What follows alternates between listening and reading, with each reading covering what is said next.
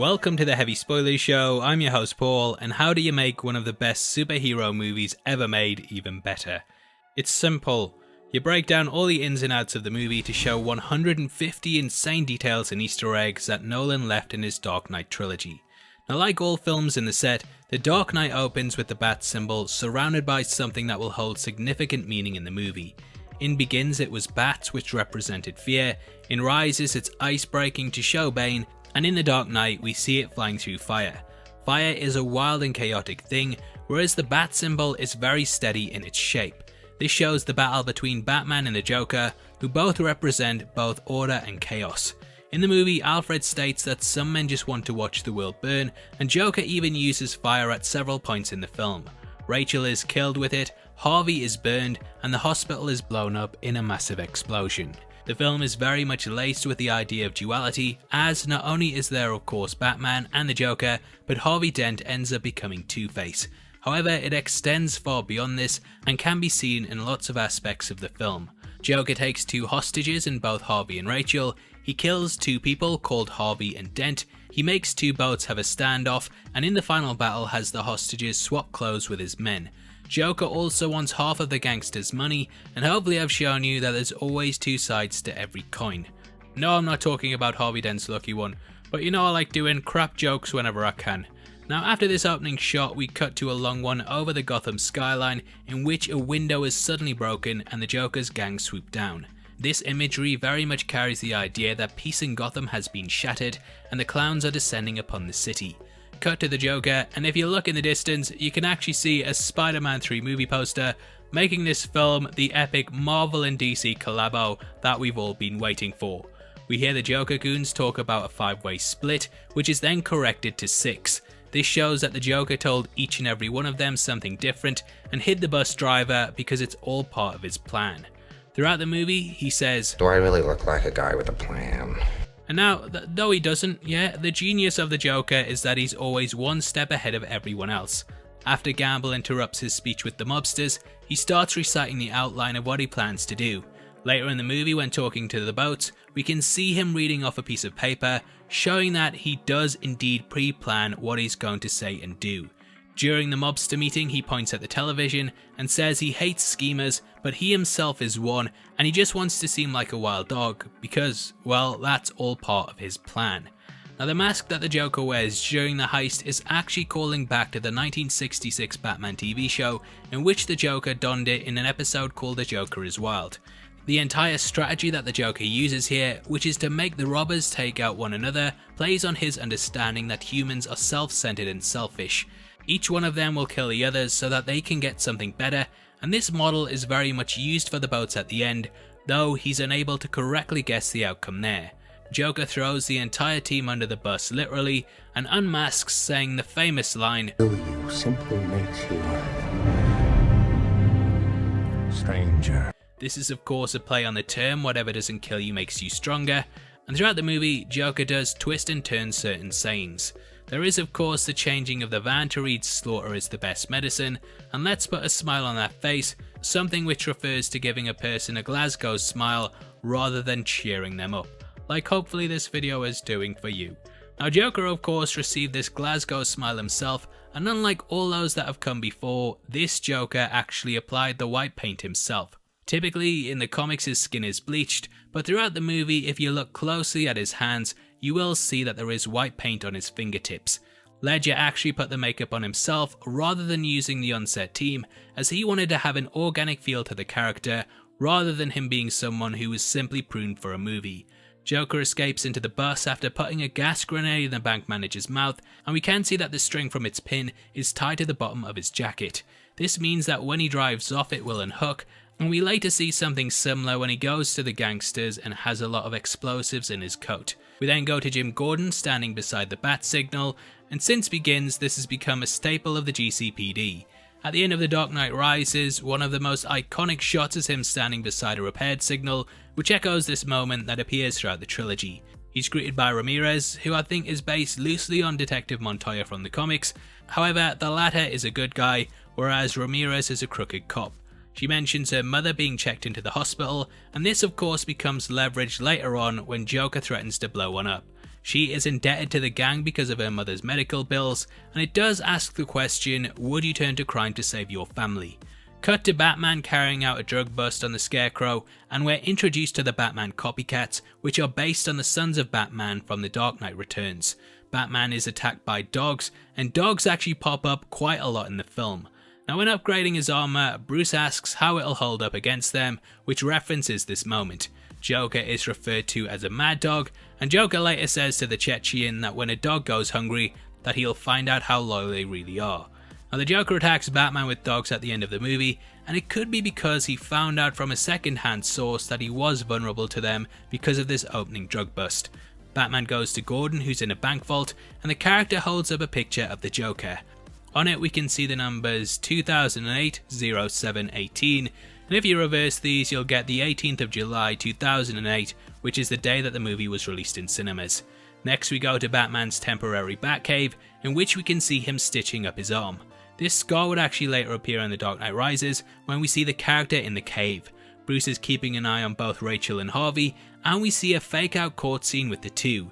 In the comics, it was during a trial that Harvey had acid thrown at him by gangster Maroni, and he became Two-Face. However, here he's almost shot, showing a slight misdirect. Now the gun doesn't go off, and Dent says, "If you want to kill a public servant, Mr. Maroni, I recommend you buy American."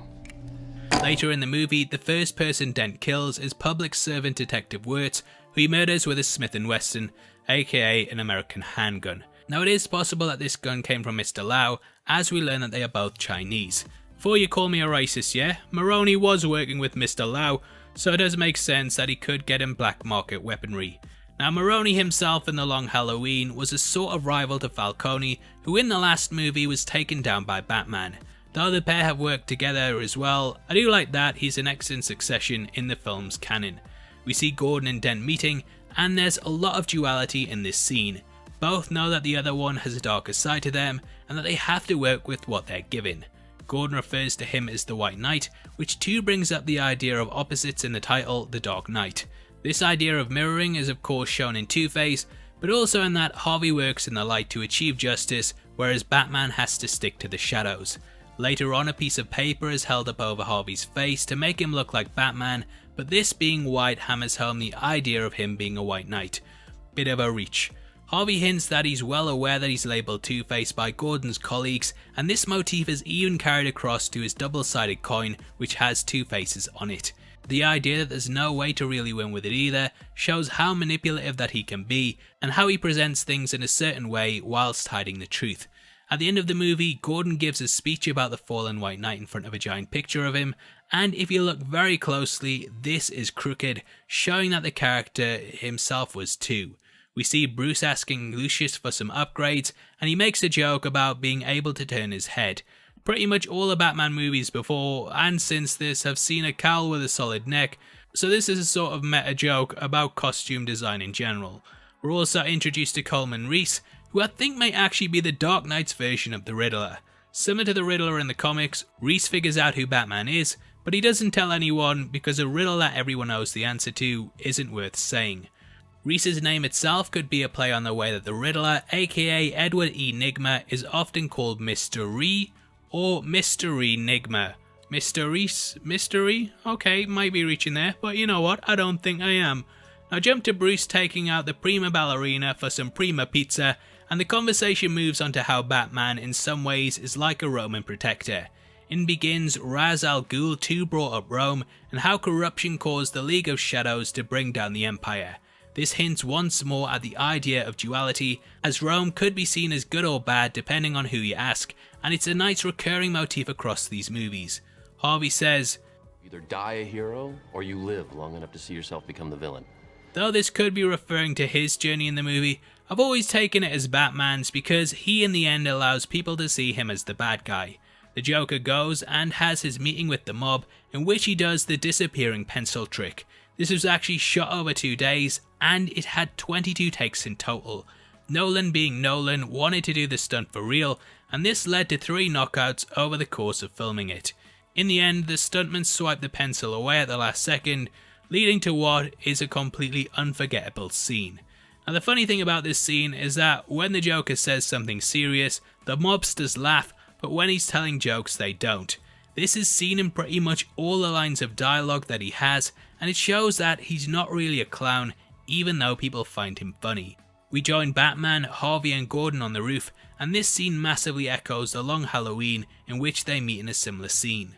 They realise that they need Lau, and as Batman is the only one who doesn't have a jurisdiction, that he's the man for the job.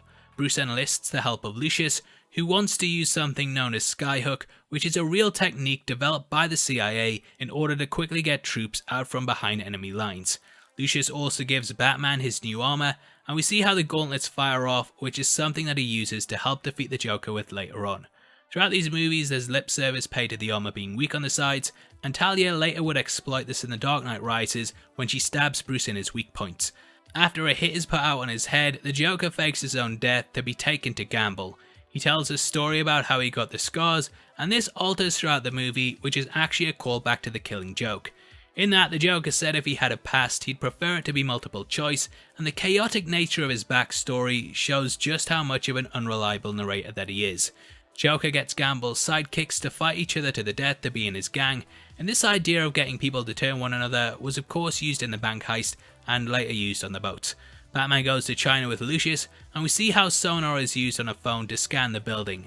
Later on we learn Bruce actually transformed all of Gotham's cell phones into a sonar across the city in order to track down the Joker. Lucius at one point actually questions why he's dumping money into mobiles, and he says he's playing it very close to the vest. This signifies that this was his plan the whole time, and it feels very akin to the real life Patriot Act. Now this movie is sort of reactionary to the fallout of 9/11, and much in the same way that the US government was accused of spying on its own people in order to catch terrorists, Bruce does the same thing. The film really makes you question whether an authoritarian figure should be able to hack into people's privacy to catch the bad guys, and it's a very deep subject matter to cover in a superhero film. Now if you're enjoying the video, I'd massively appreciate it if you showed us that this was the breakdown you deserved by hitting the thumbs up button. If you subscribe, that'll massively put a smile on my face, and also mean that you never miss one of our Easter egg hunts on a film. Anyway, Bruce busts into Lau's building, and the solid backpack thing that we see the cape folded up into is actually something that Nolan wanted to adopt for the Batpod. He was worried that the cape would get caught in the back wheel and yank the rider's head off, and though that wasn't the case, it's nice that the idea of it makes it across here. When Bruce shoots bombs against the windows, we can also see a countdown timer of roughly 2 minutes and 30 seconds, and this is actually how long the scene lasts before they explode, showing how well Nolan likes to edit things to a ticking clock. Not long after, we go to the mayor's office and see that the Joker has started killing some of the copycats. He leaves a card on one saying, "Will the real Batman please stand up?" and I think this might be a reference to Eminem and all the people that copied him. Turns out that this is actually the Batman dude who asked Bruce at the start what makes him any different, and he's been killed and forever recorded on handheld video. Now this video was actually made by Heath Ledger himself, and it accounts the victim's death. These sort of homemade hostage films became prevalent with the release of handheld digital cameras, and of course cell phones, which pits this movie even closer to reality. Now at Bruce's penthouse there is a party being held, and I wasn't invited, which I'm completely furious over. Alfred and Harvey meet for the first time, and the former says that he hasn't known Rachel for her whole life just yet, which could be the scriptwriters playing up the fact that he will actually know her, because yeah, she dies. Bruce enters asking where is Harvey, and later on when the Joker arrives at the party, he does the exact same thing. This shows that the two are closer than you'd think, and there's another moment that highlights their similarities. When Bruce walks out onto the balcony, he tosses away the champagne, and when Joker comes in, he grabs a glass and spills the contents everywhere. This shows that both like to keep a clear head, and that they only make it seem like they drink to keep up appearances. Bruce brings up Harvey's campaign slogan, "I believe in Harvey Dent," which is actually a line from the end of The Long Halloween. When Joker enters the party, you can see Michael Caine looking very shocked, and he was actually meant to say something at this point, but he was so enamored by the performance that he completely forgot his line. Amongst the party guests, namely the old man that Joker grabs, is none other than Senator Patrick Leahy, who's a huge Batman fan. He's actually appeared in a number of Batman movies and was blown up in the Senate during BVS. Joker lets Rachel fall out of a window, and Batman has to dive out after her, which apparently lets the Joker know that the pair care about one another, but meh, I don't know, I feel like he would have done that for anyone. Anyway, Cut to Alfred and Bruce talking about what he wants, and Alfred tells the story about how some men just want to watch the world burn.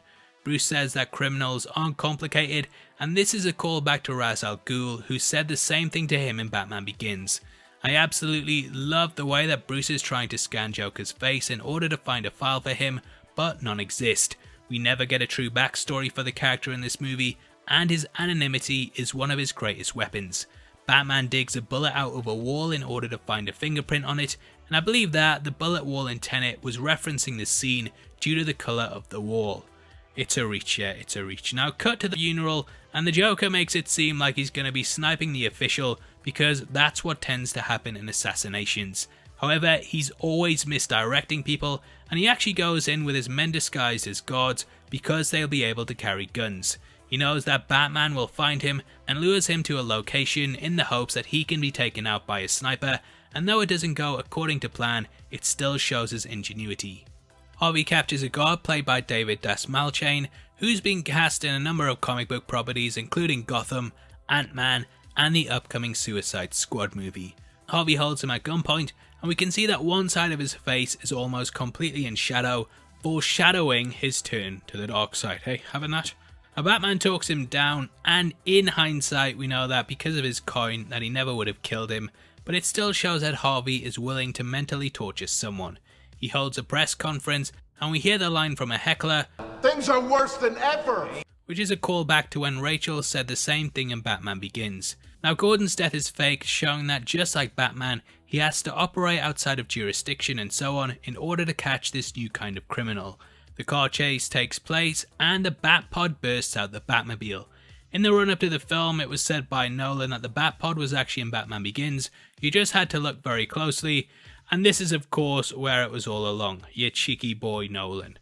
I kinda see this scene as being similar to the one in Batman Returns, in which the Batmobile is destroyed, but the Dark Knight is still able to go on due to the pod coming out of it. Batman and the Joker face down on the road, which foreshadows the idea of them being an unstoppable force hitting an immovable object. Harvey is seemingly saved, but he's escorted by Detective Wirtz and Ramirez, and as we later learn, they are working for the mob. Joker is placed in a cell, and I love how amongst his knives there's also a potato peeler.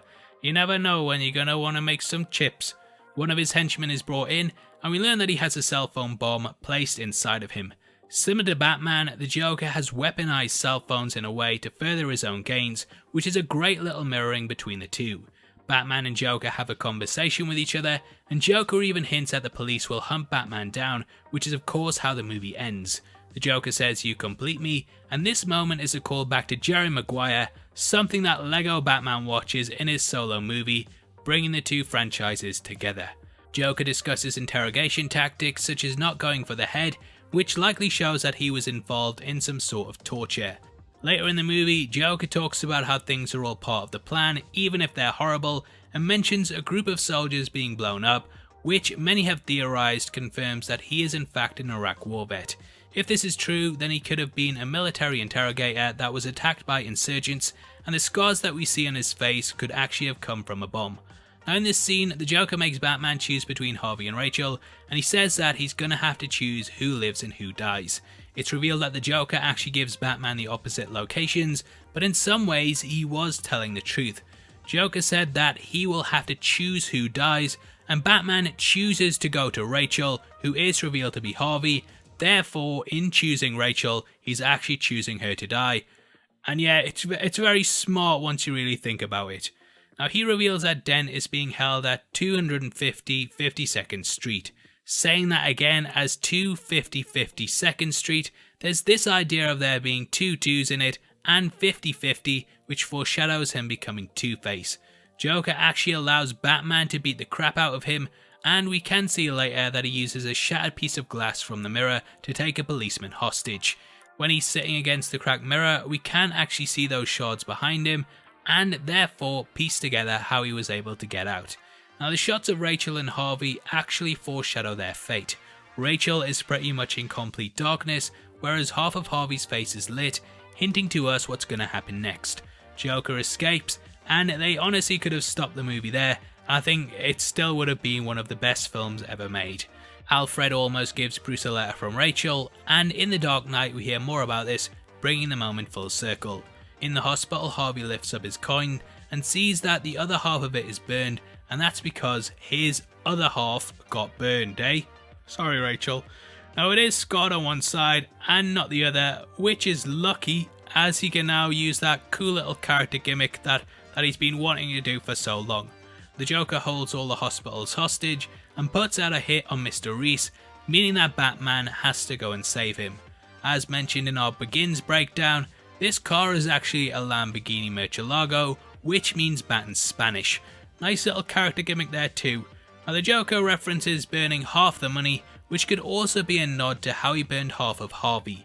Joker has the hospitals cleared out so that he can swoop in and take him without any guards, and I always found it hilarious how it was only after he took the mask off that Harvey realised who he was.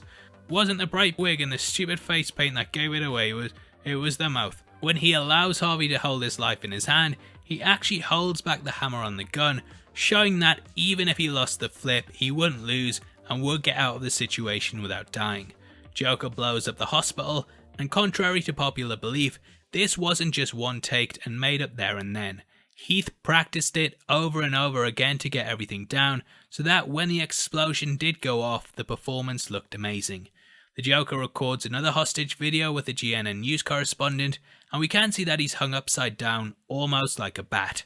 Batman enacts his final plan with help from Lucius, and Harvey goes out on a quest for revenge. When Maroni is just about to get in the car, if you slow the footage down, you can actually see that Harvey grabs his henchman and pulls him out the way, explaining how the switcheroo was carried out.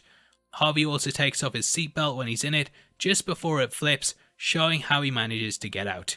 Batman storms Joker's hideout, and we can see the sonar, which looks very similar to his detective vision. So far, Joker has been right about human nature, but I love how in this one we prove him wrong and humanity wins the fight for Gotham's soul. Batman manages to catch the Joker and saves his life, showing that he is a true hero that will do good no matter what. He talks to him upside down, showing that the pair have opposing ideologies, and it's one of the most haunting ways to say farewell to the character.